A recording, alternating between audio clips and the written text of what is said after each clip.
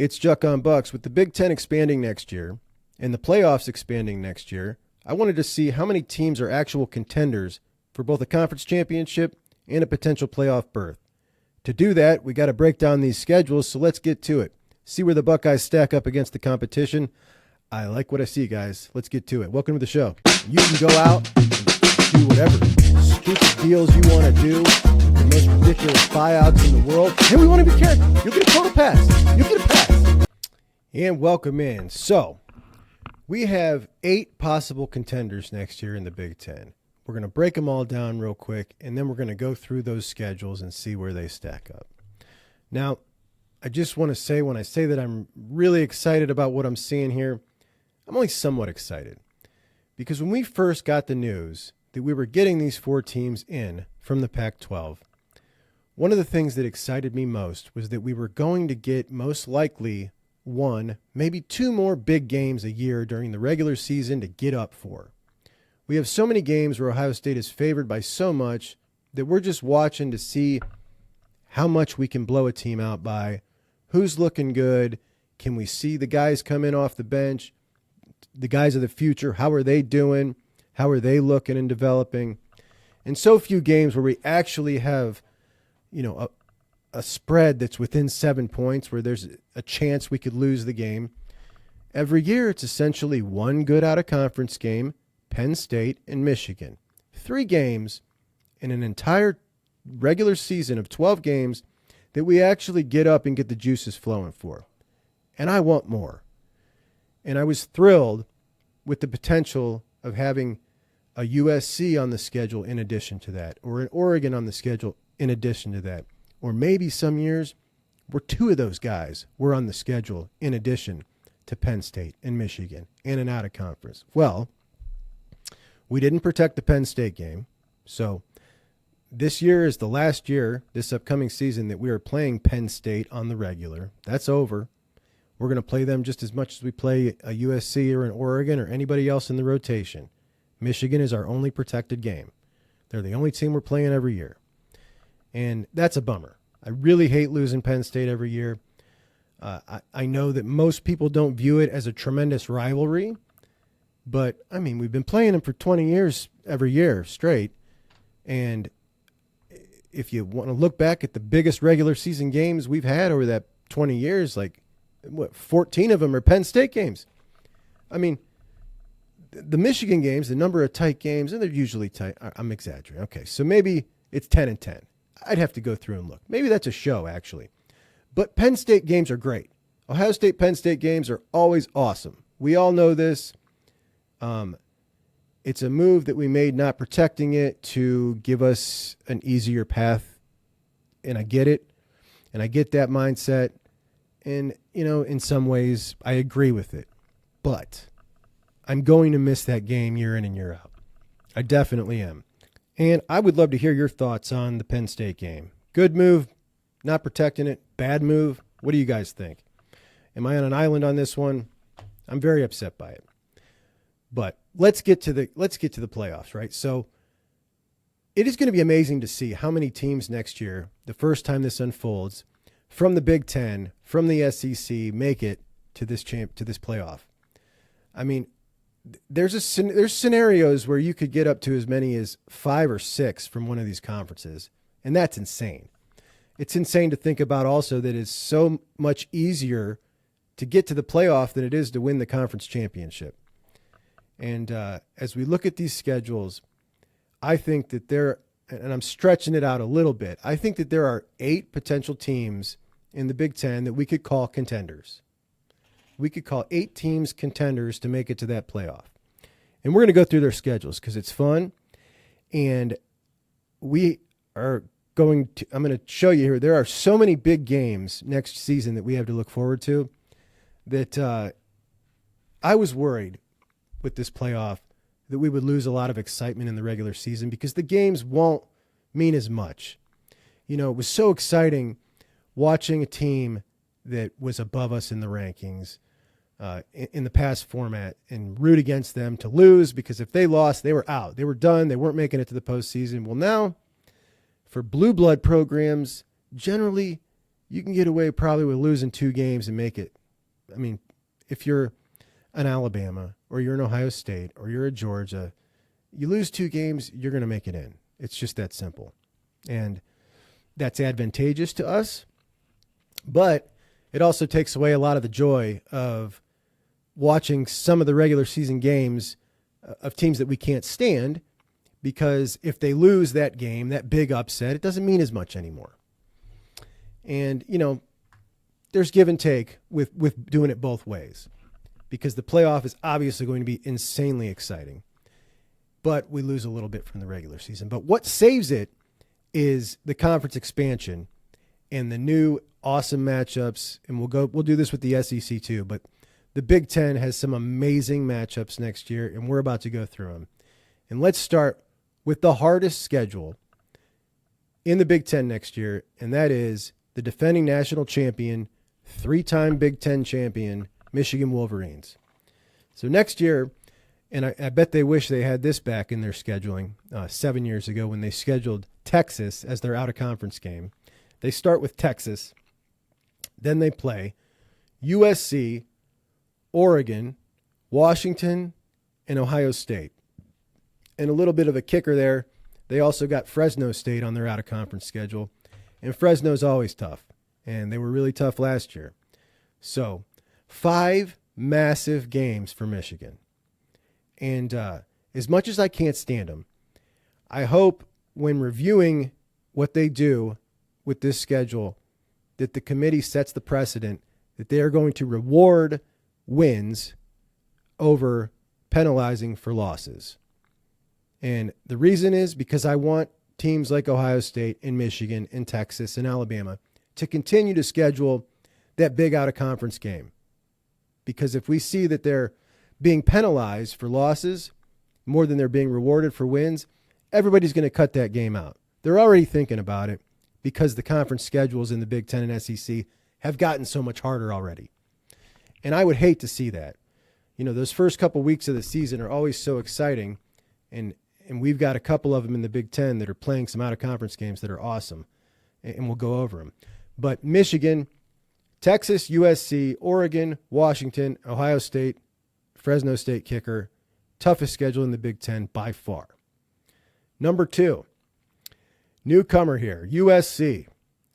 The USC Trojans of the Big Ten, which is still amazing to say. USC plays an out-of-conference game to kick off the season against LSU. So we got a big banger, another awesome out-of-conference game, USC and LSU. They also play, of course, Notre Dame. Notre Dame and LSU out-of-conference and in-conference, USC, their first year in the Big Ten, will play Michigan, Penn State, and Wisconsin. LSU, Notre Dame, Michigan, Penn State, Wisconsin. That's a schedule, buddy. That is a tough go for USC in their first year. Number 3 schedule in the Big Ten, Oregon. Oregon plays Boise State out of conference. They've never beaten Boise State. Boise State, they were pretty tough last year. They're not the Boise State they once were, but they're tough. In conference, Oregon will play Ohio State, Michigan, Washington, and Wisconsin. That's a pretty tough schedule. Nothing like Michigan or SC's.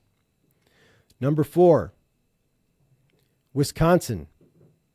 The Badgers I got on here, some people might not think they're contenders, and they're definitely on the lower part of the list.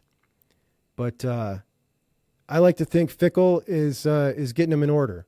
And maybe it's wishful thinking on my part, but they definitely look tougher. They definitely look like more of a team, they've got some offense going on there that they didn't have before. Look, I'll be honest. I'm not totally tuned into Wisconsin. I just love Luke Fickell. Okay, so they're contenders, and that's what it is.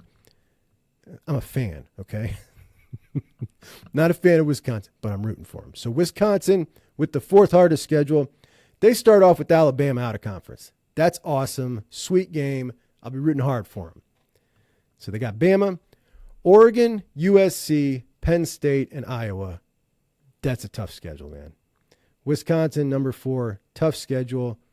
Tough schedule for a team that's trying to turn the corner. Not usually a good recipe for contention. So, not too high of hopes of how they're going to finish next year, but we're going to give them that respect for our boy Fickell. Number 5, Washington. The Huskies, coming off an appearance in the national championship game, walk into the Big Ten to face a schedule of Michigan, Oregon, Penn State, USC, and Iowa. That is a murderer's row as Jedd Fisch takes on a brand new gig with the Huskies. Of course, he did excellent over at Arizona. Took a horrible program and brought him into the top 10 in just a couple of years with no talent. Well, he's going to take over Washington, a team that's just lost a ton of talent, including some kids to the transfer portal and graduation. And he is going to try to come into the Big Ten and beat Michigan, Oregon, Penn State, USC, and Iowa. Good luck, Jedd Fisch and your Washington Huskies. The 5th hardest schedule in the Big Ten. Number 6, our boys from Happy Valley. Penn State will play Ohio State, USC, Washington, Wisconsin, and out-of-conference West Virginia. That's a tough schedule. That's a tough schedule at number 6 for Penn State, but it's manageable. Ohio State, USC, Washington, Wisconsin, West Virginia. They'll be favored against Washington, Wisconsin, West Virginia. USC will be a bit of a toss-up. Ohio State, they will be the underdog. But we're looking at a potential avenue for Penn State to make the playoff. And as we look back, I think I saw that Penn State would have made the playoff like every single year in James Franklin's era under this new format. So not surprising, but it definitely looks like they could win the playoff or could make it to the playoff, not win the playoff. That's not happening. The number 7th hardest schedule for contenders in the Big Ten, our beloved Ohio State Buckeyes. The Buckeyes play Michigan, Penn State, Oregon, and Iowa. Iowa's going to be pretty tough next year. But if we're looking at games that there is a potential for Ohio State to lose, Michigan, Penn State, and Oregon, I mean, I'm telling you, I like that road. And I really think that with Michigan falling down, and they have big time, losing now, look, Harbaugh, Klinkstale, their defensive coordinator, their defensive line coach. I mean, every day there's another coach. Their strength and conditioning coach gone. I think they're going to kind of fall off a cliff. But we're going to give them the respect for now and say that it's going to be a tough game. I really don't think it is going to be. I think we're going to mollywop Michigan this season. Penn State, we got their number. Iowa, it's Iowa. Oregon, and we're looking at the Ducks, man. We got one game where I think is going to be an extremely tough game. And there's a chance that the Buckeyes may run the table, as there always is, but there's definitely a chance next year again. And it's looking good to head into the playoffs and get one of those top 4 seeds. So that's my take on that. But what we can all agree on is we've gone through these schedules. Ohio State has an easier schedule than all the other contenders, except for one, and that's Iowa. Iowa plays Ohio State, Washington, and Wisconsin. Okay, so Iowa plays one game, Ohio State, that they will be the underdog in. That's pretty incredible, and it's pretty sad. Kirk Ferentz is such a stubborn bonehead that he will not run an offense that does anything. And they could be so good. Their defense is incredible. And they do it with, Michigan touts their development. The development at Iowa, that's impressive. That's insane. They could be so good. He's so stubborn. He refuses to do anything at offense. Thankfully, his son's gone. Brian Ferentz, scared off by Doug Lesmerises. Kudos to you, Doug. And Iowa has the easiest schedule in the Big Ten next year by a country mile with Ohio State, Washington, and Wisconsin. So there we got it. I'd love to know your thoughts on this. I always think it's interesting to talk in the offseason about schedules. And, of course, as soon as we get to week 3 or 4, we see that everything we talked about gets flipped on its head because it's college football, and that's why we love it.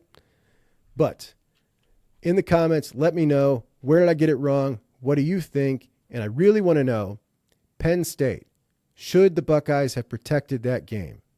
It's something I adamantly believe they should have. I don't care about an easier road. I want to play Penn State every year.